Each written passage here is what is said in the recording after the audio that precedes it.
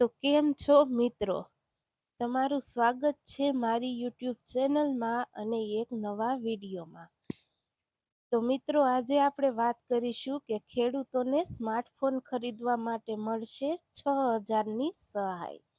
તો આ સહાય તમને કેવી રીતે મળશે, તેની અરજી કરવાની પ્રક્રિયા શું શું છે, તેમાં તમારે આધાર પુરાવા શું શું જોશે, તે સંપૂર્ણ માહિતી આપણે આ વિડીયોમાં આપીશું. તો બન્યા રહેજો અમારા વિડીયોમાં. અને અમારો વિડીયો તમને સારો લાગે તો લાઈક કરજો, શેર કરજો અને અમારી ચેનલને સબસ્ક્રાઈબ કરજો. તો ચાલો વધીએ આગળ વિડીયોમાં. તો પહેલાં આપણે આ યોજના સમજી લઈ, જેથી કરીને આપણે તેનો લાભ લેવામાં સરળતા મળે. તો સ્માર્ટફોન ખરીદવામાં મળશે 6,000ની સહાય. જાણો સ્માર્ટફોન સહાય યોજના 2025ની સંપૂર્ણ માહિતી અને અરજી પ્રક્રિયા. ગુજરાતના ખેડૂતો માટે ખુશખબર.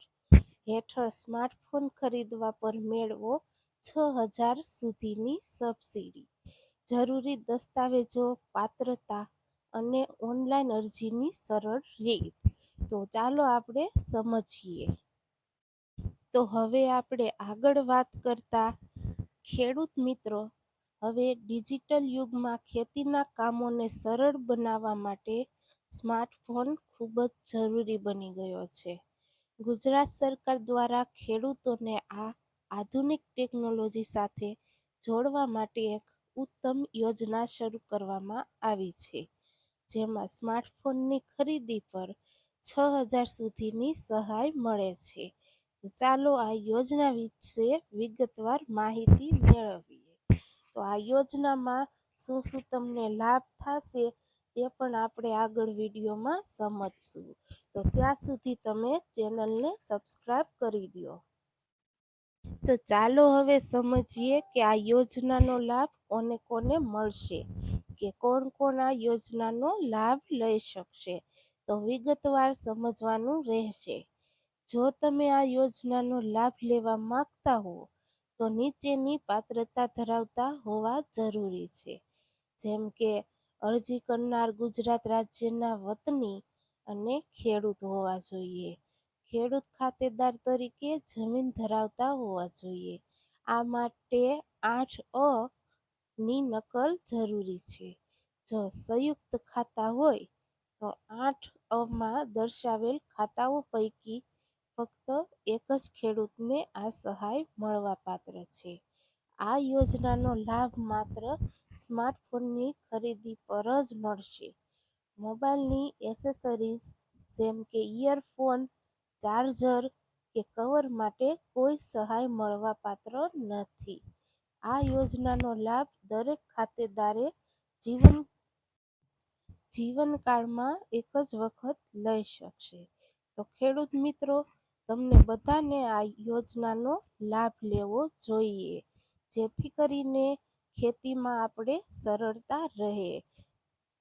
તો હવે આપણે સમજીએ કે આ યોજનાનો લાભ લેવા માટે તમારે શું શું પુરાવા જોશે, જેમ કે દસ્તાવેજો જોશે. તો ચાલો આપણે વિગતવાર સમજીએ. તો પુરાવા સમજવા બહુ જ જરૂરી છે, જેથી કરીને તમે આ યોજનાનો લાભ લઈ શકો. તો ચાલો સમજીએ. સ્માર્ટફોન સહાય યોજના. જરૂરી દસ્તાવેજો. અરજી કરતી વખતે તમારી પાસે નીચેના ડોક્યુમેન્ટ્સ તૈયાર હોવા જોઈએ. તો ચાલો હવે ડોક્યુમેન્ટ્સ સમજીએ.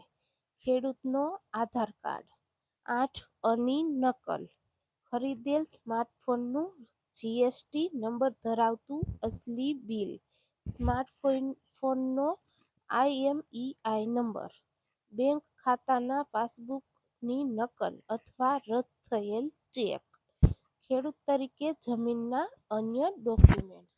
તો આ છે ડોક્યુમેન્ટ્સ જે તમારે ત્યાં જમા કરાવવાના રહેશે, જેથી કરીને તમને આ યોજનાનો લાભ મળે. તો આ યોજનાની જે ખાસ નોંધ લેવાની છે તે તમને હવે વિગતવાર સમજાવીએ.